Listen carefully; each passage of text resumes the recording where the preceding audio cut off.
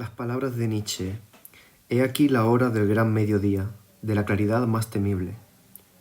A veces las escuchamos dentro de nosotros mismos, cuando tras haber arruinado la verdad que nos cobijaba, nos vemos expuestos a un sol que nos quema.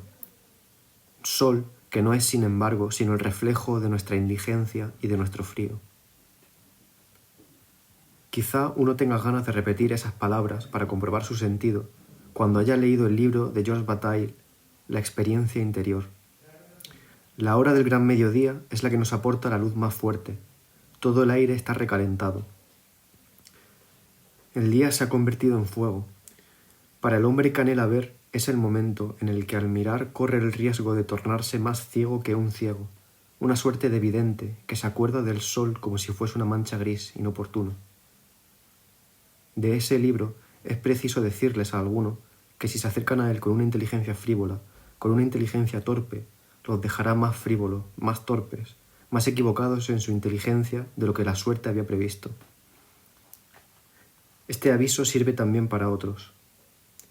Es preciso un azar para comprender a fondo lo que importa, otro azar, cierta oportunidad, para que uno se entregue a lo que ha comprendido. ¿Qué crítico no temblaría pensando en comprometer esa oportunidad, él que únicamente está ahí para prepararla?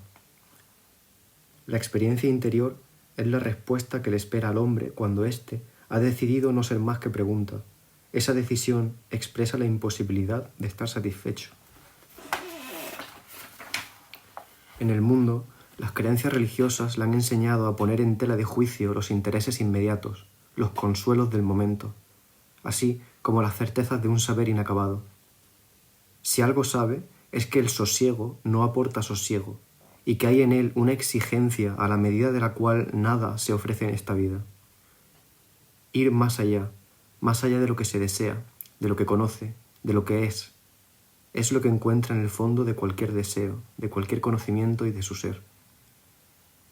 Si se detiene, lo hace en el malestar de la mentira y por haber convertido su cansancio en una verdad. Ha elegido dormir, pero a su sueño lo llama ciencia o dicha, a veces guerra. También puede llamarlo el más allá. La historia muestra en efecto que el movimiento sin freno del hombre se ha convertido con frecuencia en la esperanza de un eterno descanso. La necesidad de ir siempre más allá en la fiebre de la relatividad ha hecho nacer un más allá absoluto.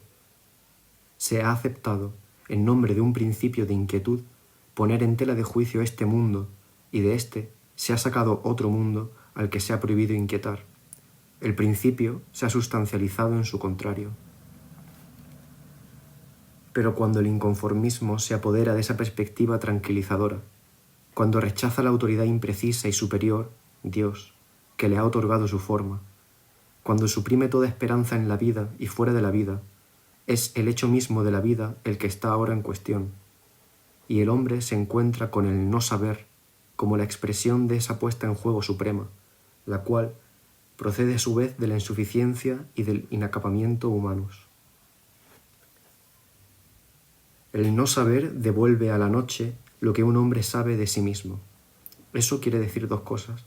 En primer lugar, que el saber fundamental, que está ligado al hecho de ser, se deja de lado. Y después, que se discute el hecho mismo de ser, el cual ya ni siquiera se considera ni se vive como posible. El no saber empieza, pues, por ser ausencia de saber. Es el saber ante el cual la razón ha colocado la negación. Es al que ha puesto entre paréntesis con un esfuerzo torturado de conocimiento. La razón se puede decir a sí misma, en efecto, que el no saber forma parte del saber y desemboca en unas fórmulas de este tipo, a saber, el hombre es un existente que comprende el hecho de que él está incluso en la experiencia que pone en tela de juicio esa comprensión. El no saber es un modo de comprensión del hombre.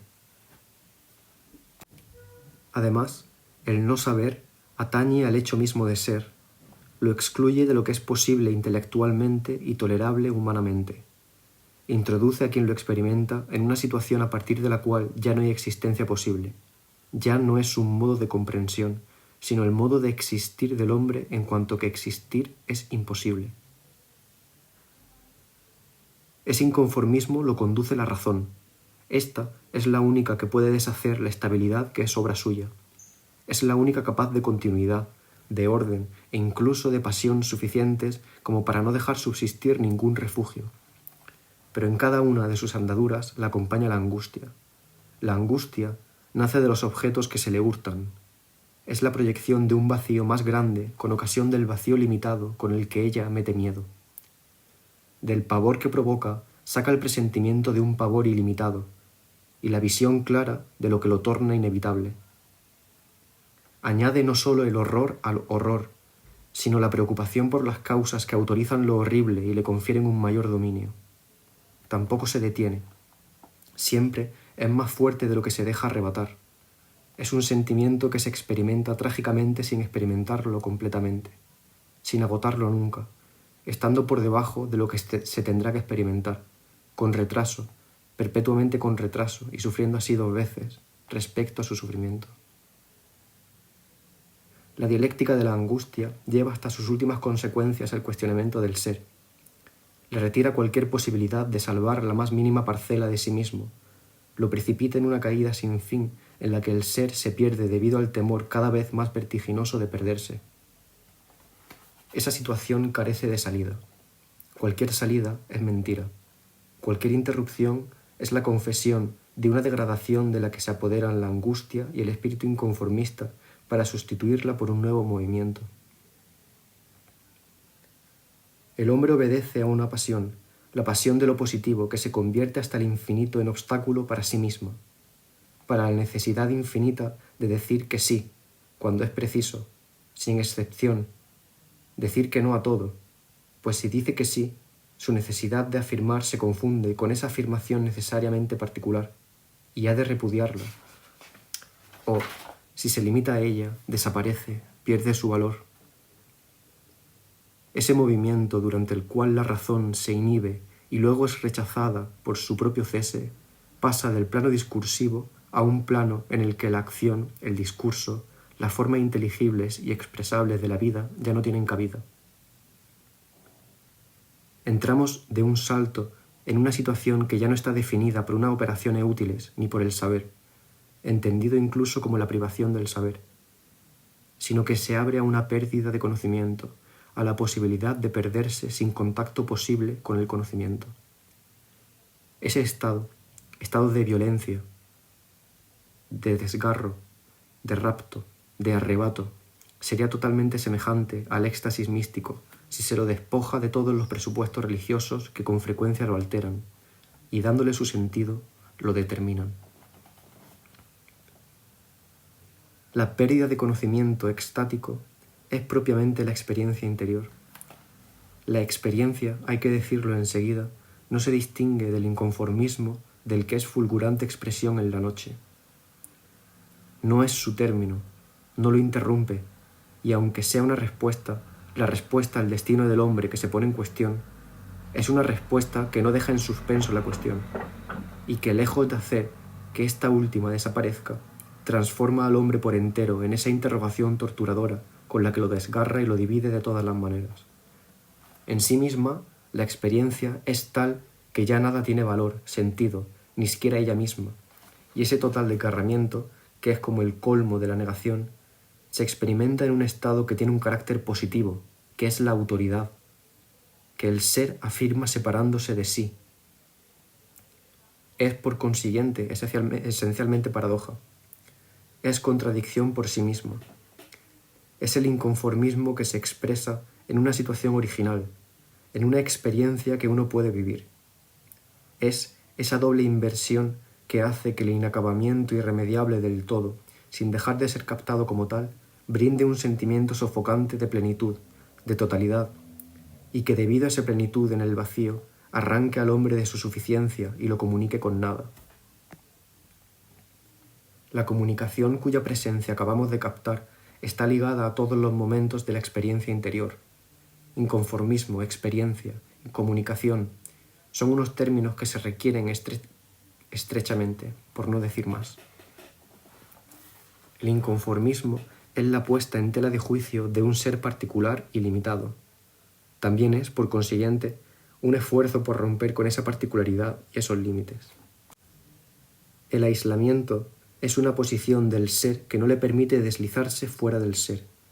Es apropiación, conciencia de la particularidad. Es voluntad y orgullo de serlo todo en esa particularidad. Al individuo así encerrado en sí mismo, la experiencia le propone un objeto con el cual pueda comunicar. Dicho objeto no puede ser finito ni aprehensible por medio de la acción, pues con él no habría comunicación sino simplemente una toma de posesión servil, goce, es decir, fortalecimiento del yo egoísta. Aunque dicho objeto sea un ser exterior infinito, la comunicación con ese ser, en la dificultad de una trascendencia que exige un intervalo infranqueable, supone en efecto el estallido de los límites, la pérdida de sí en el seno de lo que es inconmensurable para sí. Sin embargo, en la medida en que el objeto exterior infinito es a su vez irrefutable, el ser finito que comunica con él solo se pierde en cuanto finito, pero se encuentra como ser, se afianza y se salva definitivamente en su existencia. Entonces la comunicación no es una pérdida total, sino que reserva como un celoso tesoro la posibilidad de ser el ser mismo. La comunicación no comienza, pues, a ser auténtica hasta que la experiencia ha desnudado la existencia, le ha retirado lo que la vinculaba con el discurso y con la acción, la ha abierto a una interioridad no discursiva en la que aquella se pierde y se comunica fuera de cualquier objeto que pueda otorgarle un fin o que ella pueda dominar. No es participación de un sujeto con un objeto de la misma manera que tampoco es unión por medio del lenguaje. Es el movimiento en el que, cuando el sujeto y el objeto han quedado desvinculados, el abandono puro y simple se convierte en pérdida desnuda en la noche.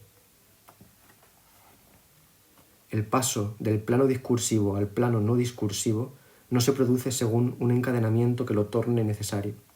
Sin la voluntad angustiada que lucha contra el discurso por medio del discurso, sin el recurso a unas técnicas que liberen a la sensibilidad de la acción en la que está atrapada, difícilmente consigue el hombre una verdadera puesta en tela de juicio y se desperdiga en una búsqueda ociosa en la que sólo persigue su sombra. Pero la llamada que se le hace al discurso, a las fantasías dramáticas, al silencio, todos esos ejercicios de contemplación y de súplica interiores pueden a su vez permanecer sin efecto. Entre ellos y el éxtasis no hay vínculos decisivos ni continuidad real.